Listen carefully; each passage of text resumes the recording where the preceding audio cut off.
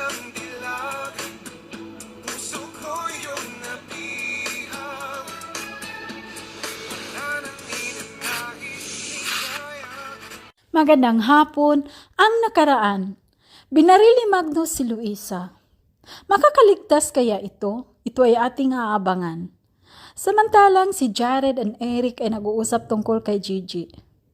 Mafe-feel natin na si Eric ay nagsiselos kay Jared. Kasi ngayon, si Jared at Gigi ay medyo close na ulit. Samantalang si Magnus naman ay hinahunting ng mga pulis. So yung mga pulis ay pumupunta sa bahay ni Magnus para huhulihin ito. May dala itong warrant of arrest. Pero ang naabutan lang ng mga pulis ay si Riley and Blair. Wala na ito si Magnus. Makukulong kaya si Magnus? Ito ay ating aabangan. Hanggang dito na lang po. Maraming salamat. God bless.